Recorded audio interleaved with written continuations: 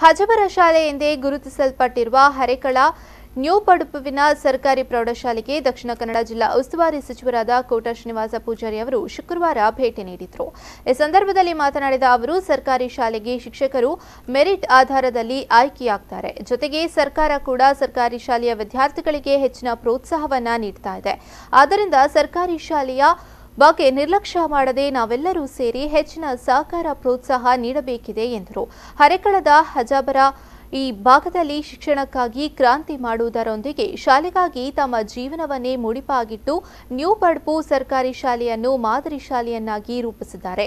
ಅವರ ಬೇಡಿಕೆಯಂತೆ ಶಾಲೆಯ ಕ್ರೀಡಾ ಮೈದಾನ ಸೇರಿದಂತೆ ಅಭಿವೃದ್ಧಿ ಚಟುವಟಿಕೆಗಳಿಗಾಗಿ 10 ಲಕ್ಷ ರೂಪಾಯಿ ಮಂಜೂರುಗೊಳಿಸಲಾಗಿದ್ದು, ಪ್ರಥಮ ಹಂತದಲ್ಲಿ 5 ಲಕ್ಷ ರೂಪಾಯಿ ಅನುದಾನದೊಂದಿಗೆ ಕಾಮಗಾರಿ ಆರಂಭಗೊಳ್ಳಲಿದೆ ಎಂದರು.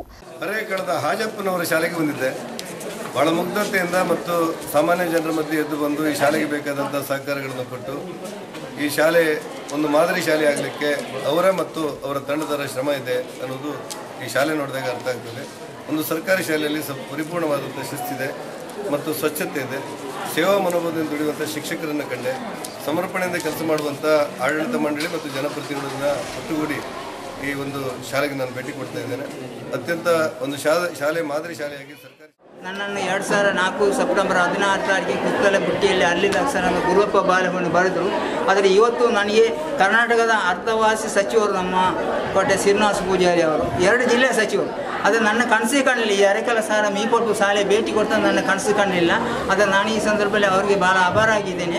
ಇನ್ನು ಮುಂದಿನ ದಿನದಲ್ಲಿ ಇಂಥ ಒಂದು ಅವಕಾಶ ನಮ್ಮ ಹರೇಕಳ ಗ್ರಾಮದ ಈ ಶಾಲೆ ದೊರೆಯಲಿ, ಈ ಶಾಲೆ ಉಳಿಬೇಕು ಅಂತ ನಾನು ಕೈ ನೀಡ್ತೇನೆ.